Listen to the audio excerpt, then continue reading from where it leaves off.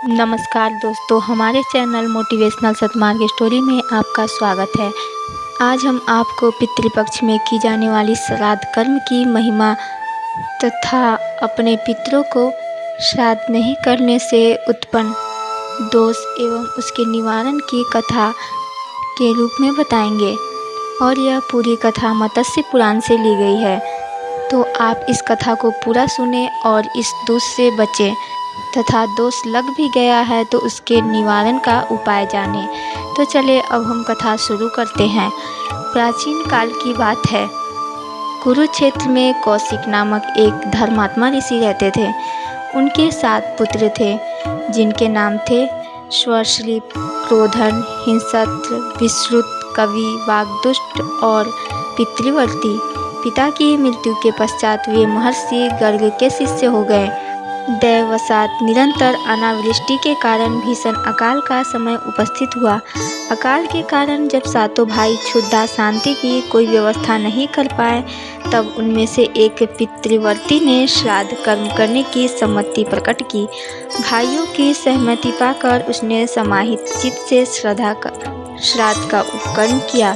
उसने छोटे बड़े के क्रम से 2 भाइयों को देव कार्य में, 3 को पितृ कार्य में, 1 को अतिथि कार्य में नियुक्त किया तथा स्वयं श्राद्ध करता बना। काल क्रमानुसार मृत्यु के उपरांत श्राद्ध वैगुण्य रूप कर्म दोष से वे सभी दासपुर नामक नगर में बहेलिया होकर उत्पन्न हुए। किंतु श्राद्ध कृत्य के प्रभाव से उन्हें पूर्व जन्म के वृतांत को स्मरण बना रहा तथा उनके बहेलिया होने पर भी उनकी वृत्तियाँ उत्तम रही। पूर्व जन्म के पुण्य फल से उनके भीतर वैराग्य उद्दीप्त हुआ और उन्होंने अनशन करने अपने अधम शरीर को त्याग दिया। अगले जन्म में वे कालंजर पर्वत पर भगवान नीलकंठ के सम्मुख मृग योनि में उत्पन्न हुए। इस योनि में भी उनके भीतर पूर्वकृत श्राद्ध क्रम पूर्ण से पूर्व जन्म की स्मृति बनी रही। इस योनि में भी ज्ञान और वैराग्य के प्रबल अनुरोध से उन लोगों ने तीर्थ स्थान में अनशन करते हुए धर्मपूर्वक प्राण को उत्सर्ग कर दिया। तत्पश्चात उक्त 7 वेदाभ्यासी जनों ने मानसरोवर में चक्रवाक की योनि में जन्म धारण किया। सुमना, कुमुद, शुद्ध, छिद्रदर्शी, सुनेत्र और अंशुमान नाम से ये 7 योग के पारदर्शी जलचर पक्षी हुए। इनमें से अल्प बुद्धि वाले 3 तो योग से भ्रष्ट होकर इधर उधर भ्रमण करने लगे और शेष 4 उसी मानसरोवर में शांत भाव से निवास करते रहे।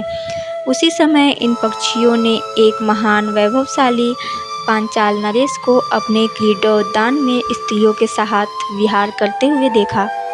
उस शोभाशाली राजा को देखकर उन जल पक्षियों में से एक को, जो पितृभक्त श्राद्धकर्ता पितृवर्ती नामक ब्राह्मण था, राज्य प्राप्ति की आकांक्षा उत्पन्न हो गई। दूसरे 2 योग भ्रष्ट पक्षियों को राजा के 2 वैभव संपन्न मंत्रियों को देखकर मृत्युलोक में मंत्री पद पाने की इच्छा हो गई। शेष 4 भाई निष्काम थे, अतः वे सभी आगे चलकर श्रेष्ठ ब्राह्मण कुल में उत्पन्न हुए। किंतु प्रथम 3 योग भ्रष्ट पक्षियों में से एक राजा विभाजल के पुत्र रूप में ब्रह्मदत्त नाम से उत्पन्न हुए तथा अन्य 2 कंडलिक और सुबाल नाम से मंत्री के पुत्र हुए। राजा विभ्राजक की मृत्यु के बाद ब्रह्मदत्त महान गुणवान राजा हुआ और उसका विवाह संतनी नाम की सुंदरी से हुआ। पंचाल नरेश ब्रह्मदत्त प्रबल पराक्रमित, सभी शास्त्रों में प्रवीण योगज्ञ और सभी जंतुओं की बोली का ज्ञाता था। उनकी पत्नी सनंती महान पतिपरायण और ब्रह्मवादिनी थी। पवित्र और रमणीय पत्नी के साथ ब्रह्मदत्त सुखपूर्वक राज्य करने लगा। एक समय की बात है, राजा ब्रह्मदत्त अपनी पत्नी संतनी के साथ भ्रमण करने के लिए उद्यान में गए। वहाँ उन्होंने काम कला से व्याकुल एक कीट दंपति को देखा। वह चींटा, जिसके शरीर कामदेव के बाणों से संतप्त हो रहा था, चींटी से प्रणय कातर होकर कह रहा था, प्रिय, इस जगत में तुम्हारे समान सुंदर स्त्री कहीं कोई भी नहीं। तुम्हारे कटिवक्ष उर की यौवन शोभा अवर्णनीय है। तुम्हारी वाणी मधुर, मुस्कान वेधक और तुम्हारी रुचियाँ गुड़ और शक्कर के प्रति अतिशय स्पृहणीय है। तुम्हारा पातिव्रत्य धर्म भी महिमामय है। तुम सदा मेरे भोजन कर लेने के पश्चात भोजन करती हो और मेरे स्नान कर लेने के बाद ही स्नान करती हो। मेरा कुछ ही समय के लिए परदेश चला जाना तुम्हें दीन बना देता है और मेरा किंचित क्रुद्ध होना भी तुम्हें अतिशय कातर कर देता है। कल्याणी, बतलाओ तो सही, किस कारण से तुमने मान कर रखा है? मुझसे दूर दूर रहने का कारण क्या है? चींटी के इन उद्गार से और अधिक आग बबूला होती हुई चींटी कह रही थी, ये सट, तुम क्यों मुझसे व्यर्थ बकवास कर रहे हो धूर्त? अभी कल ही तुमने मेरा परित्याग करके लड्डू का चूर्ण ले जाकर दूसरी चींटी को नहीं दिया है। चींटा कह रहा था, श्रेष्ठ और मन को भाने वाली मेरी प्रिय भामिनी, तुम मेरे इस एक अपराध को क्षमा कर दो। मैं इसकी पुनरावृत्ति कभी नहीं करूँगा। मैंने तुम्हारे रंग रूप सादृश्य के कारण भूल से दूसरी चींटी को मोदक चूर्ण दे दिया था। मैं सत्य की दुहाई देता हूँ, तुम्हारे चरण छूता हूँ, मुझ पर प्रसन्न हो जाओ। राजा ब्रह्मदत्त चींटे चिट्टी के संवाद को सुनकर हंसने लगे। वस्तुतः ब्रह्मदत्त को विभिन्न पशु पक्षियों एवं प्राणियों की बोली समझ जाने का जन्मजात गुण प्राप्त था, क्योंकि उनके पिता पुत्र प्राप्ति के लिए महान तप किया था और भगवान विष्णु ने ब्रह्मदत्त के रूप में स्वयं अपने पिता को ब्रह्मदत्त जैसा पुत्र प्राप्ति होने का वरदान दिया था, जो धार्मिक श्रेष्ठ योगी होने के साथ साथ संपूर्ण प्राणियों की बोली का ज्ञाता भी हो सकता था। ब्रह्मदत्त को कीट दंपति के बीच में चलने वाली प्रणय लीला को देखकर जब हंसी आ गई तो महारानी संतनी ने यह समझा कि राजा उनका परिहास कर रहे हैं और उक्त हंसी का रहस्य जानने के लिए वे हट करने लगी। राजा को उन्हें इसका वास्तविक कारण तो बता दिया, पर रानी को उस पर विश्वास नहीं हुआ। राजा रानी को सहमत न कर पाने की स्थिति में अत्यंत दुखी हो गए और स्वयं श्रीहरि के समक्ष 7 रात तक आराधना करते हुए बैठे रह गए। भगवान विष्णु ने उन्हें स्वप्न में दर्शन देकर कहा, राजन, प्रातःकाल तुम्हारे नगर में घूमता हुआ एक वृद्ध ब्राह्मण जो कुछ कहेगा उसके वचनों से तुम्हें सारा रहस्य ज्ञात हो जाएगा। यूँ कहकर भगवान विष्णु अंतर्हित हो गए।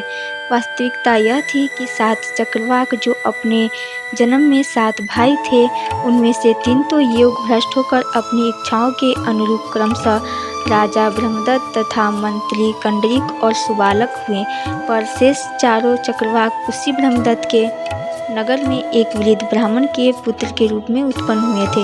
वे जाति स्मर बने रहे और धृतिमान, तत्वदर्शी, विद्याचंड एवं तपोत्सुक इन 4 नामों से लोक में प्रसिद्ध हो गए थे। बचपन से ही वैराग्य और तपस्या की प्रवृत्ति के कारण इन चारों भाइयों ने अपने पिता सुदरिद्र से एक दिन कहा, पिताजी, हम लोग तपस्या करके परम सिद्धि प्राप्त करना चाहते हैं। उनके इस कथन को सुनकर महातपस्वी सुदरिद्र दीन वाणी में बोले, पुत्रों, यह कैसी बात कर रहे हो? मुझ दरिद्र पिता को छोड़कर तुम लोग वनवासी होना चाहते हो? मेरा परित्याग करने से तुम्हें कौन सा धर्म होगा और तुम्हारी क्या गति होगी? यह तो महान अधर्म है। ऐसा कहकर पिता ने उन्हें मना कर दिया। यह सुनकर उन बच्चों ने कहा, तात, हम लोगों ने आपके जीविका उपार्जन प्रबंध कर दिया है। यदि आप प्रातःकाल राजा ब्रह्मदत्त के समक्ष जाकर इस श्लोक का पाठ कीजिए तो राजा आपको प्रचुर धन संपत्ति एवं सहस्त्रों ग्राम प्रदान करेंगे। श्लोक यह है, ये विप्रमुख्या कुरु जांगलेषु दशा तथा दासपुरे मृगाश्च कालांजरे सप्त च चक्रवाका ये मानसे ते यत्र वसन्ति सिधा। जो पहले कुरुक्षेत्र में श्रेष्ठ ब्राह्मण के रूप में, दासपुर में व्याध के रूप में, कालांजर पर्वत पर मृग योनि में और मानसरोवर में 7 चक्रवाक के रूप में उत्पन्न हुए थे, वे ही सिद्ध होकर यहाँ निवास कर रहे हैं। इसका यही अर्थ था। तदंतर सुदरिद्र ब्राह्मण ने वैसा ही किया। ब्राह्मण की वाणी सुनकर राजा ब्रह्मदत्त अपने दोनों मंत्रियों के साथ शोकाकुल होकर भूतल पर गिर पड़े। उन्हें जाति स्मृत्व हो गया। तीनों भाई जो कर्म बंधन में फंसकर योग के भ्रष्ट हो गए थे, वे पुनः योगारूढ़ हो गए और उन्हें तत्क्षण वैराग्य हो गया। राजा ने अपने पुत्र को राज्यभार सौंप कर दिया और योग का आश्रय ग्रहण कर परमपद की प्राप्ति कर ली। तो यह थी श्राद्ध कर्म की महिमा की कथा जो मत्स्य पुराण से ली गई थी। आपको कैसी लगी हमें कमेंट करके ज़रूर बताएं। अच्छी लगी हो तो इसे लाइक और शेयर करें। पूरी कथा सुनने के लिए धन्यवाद।